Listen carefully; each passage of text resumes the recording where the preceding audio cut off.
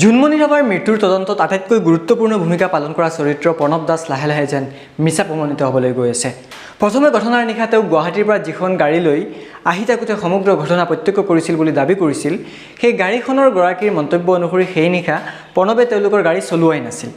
দ্বিতীয়তে ঘটনা সংঘটিত হোৱাৰ দিনা সন্ধিয়া প্ৰায় 5মান বজাত বোকাখাটৰ এখন ফাৰ্মাচীত দেখা গৈছিল এই প্ৰণৱ দাসক। ইতিমধ্যে ফাৰ্মাচীখনৰ চিচিটিভি দৃশ্যও সংগ্ৰহ কৰিছে CIDয়ে।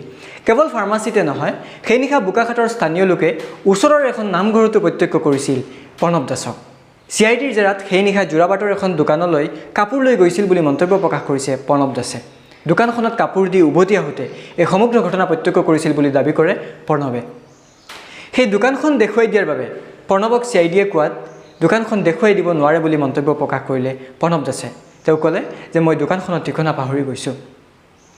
ৰহাৰ টুলগেটতো পৰীক্ষা কৰা হ'ল প্ৰণৱৰ গাড়ী, কিন্তু টুলগেটৰ চিচিটিভি ভিজুৱেলত নাই প্ৰণৱৰ গাড়ী।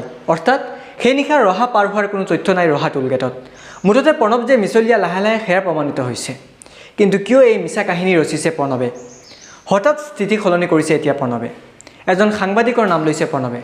সাংবাদিকজন বোকাখাটৰ এটা পৰ্টেলৰ সাংবাদিক। সেই সাংবাদিকজনে প্ৰণৱক 1000 টকা দি বিনিময়ত এই কথাখিনি ক'বলৈ দিছিল বুলি মন্তব্য প্ৰকাশ কৰিলে প্ৰণৱ দাসে। লগে লগে সাংবাদিকজনক মাতি পঠিয়ালে CIDয়ে। সাংবাদিকজনে প্ৰণৱৰ এই অভিযোগ অস্বীকাৰ কৰিলে। CIDয়ে এই পৰ্যন্ত প্ৰণৱৰ এই অভিযোগৰ সত্যতা প্ৰমাণ কৰিবলৈ সক্ষম নহ'ল বা সত্যতা প্ৰমাণ কৰিবলৈ তথ্য মজুত নাই।